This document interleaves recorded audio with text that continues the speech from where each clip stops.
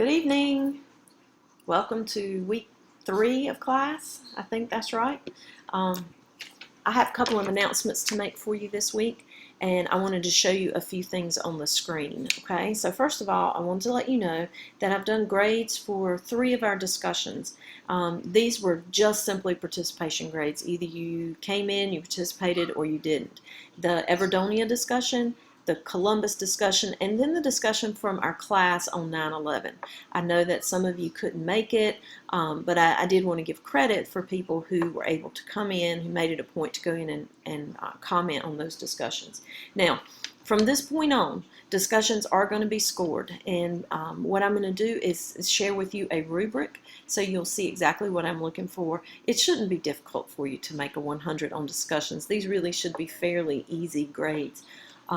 Everyone is expected to participate, and for those of you who are participating, you're doing a great job. I mean, your discussions are spot on. For those of you who are not participating, you need to get in there and you need to start joining in these discussions. Being a part of an online class, that learning community is very important. And a lot of the learning that you do will be from your classmates, not necessarily from me or from some website. So please make sure you do join those discussions. Also, your users guides, I will have those returned to you with your grades published by Friday. And there are still quite a number of you who haven't done those. Okay, so make sure you get those in. Even though it says it's past the due date, you should still be able to submit it. If you're not, let me know and I'll make the arrangements for that. Okay, this week, and now we're going to be looking at the screen. This week, we're going to be looking at The Tempest, Lesson 2.2 and Lesson 2.3. So on your screen, you'll find this understanding allegory. I want you to watch this video. It talks to you exactly about what an allegory is and how it works. And then here's an introduction to The Tempest. Now, I realize that you may have only read portions of it if you've read any of it at all. We are going to read some, but the majority of our focus is just on the story itself. Okay? Now, you've already read Columbus's letter. And so you have an idea of how the Europeans viewed the natives. Now I want you to take that information into your reading of The Tempest. Okay? So you'll watch this video on The Tempest. And then I've given you quite a lengthy bit of information here about what the characters represent. As you know, or you will know soon, an allegory is a symbolic story where you have all the different characters representing something. Now, The Tempest is a different type of play. It's very different from anything that Shakespeare had done previously. It's also his last play. The Tempest doesn't fit the category of the comedies, and it doesn't fit the dramas, or the tragedies, and it doesn't fit the comic tragedies. It really is very different, and I think as intelligent readers, we have to ask why Shakespeare would leave a genre that he was very good with. I mean, he was good with comedies. He was good with tragedies. I mean, he knew how to do that, and people loved his work. Why would he leave those genres and do something new? And I think this idea of an allegory is something I think the idea of an allegory, as The Tempest as an allegory, is something that we should take note of. So I'd like for you to read through this, looking at what the characters represent. And then I've provided you with 2 different sites here. This one is Lit in a Minute, I think is what this one is. Anyway, it gives you a summary of The Tempest. And down here you get a more detailed summary. This is the summary, The Tempest, Quick, Fast, and in a Hurry. It's the BBC School Radio, and it's got little animated shorts for each of the acts. It's cute, but it gets the point across, and that's really what I'm concerned with. Okay, so that's the lesson 2.2. Now, you'll notice that the only assignment for lesson 2.2 is right here. Under what do the characters represent. I want to try to examine these ideas in discussion this week. We will try another hangout on Thursday evening at 7. That's going to be the 18th. Now, if that does not work, we're going to move immediately into a live discussion board. Okay? I'm not going to mess around with trying to get everybody connected. It's either going to work or it's not.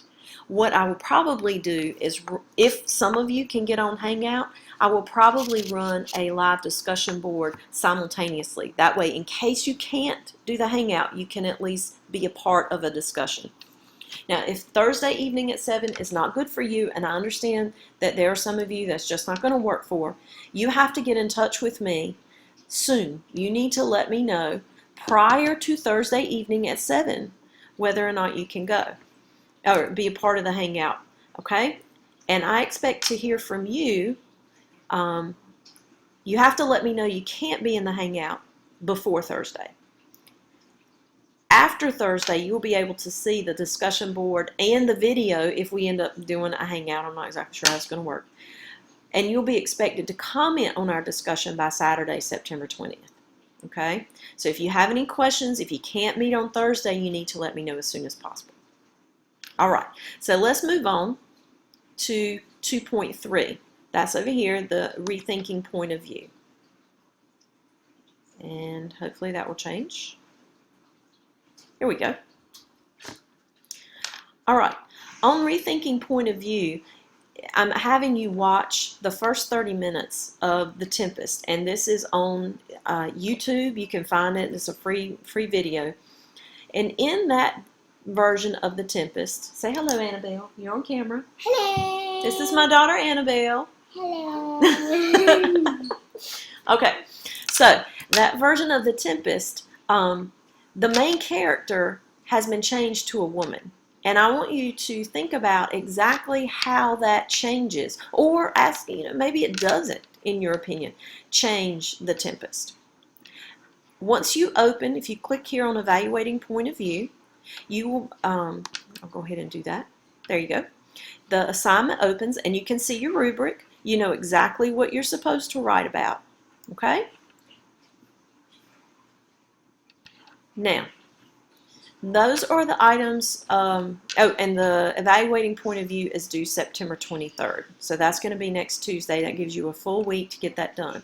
Now, this week is, you've got some videos to watch. You should get in and look at The Tempest, especially the SparkNotes version. SparkNotes has a No Fear Shakespeare, which is just wonderful, and I'll share that with you a little bit more on Thursday night. Okay? All right. The last item that I had for this week's video is we need to start talking about some grammar.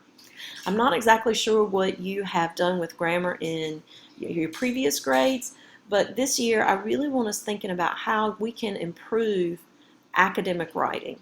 Okay, looking at some of your discussions, there are a couple of you who are in perfect condition. You really seem to have a grasp on using citations from the text and getting everything done. Some of you will need a review.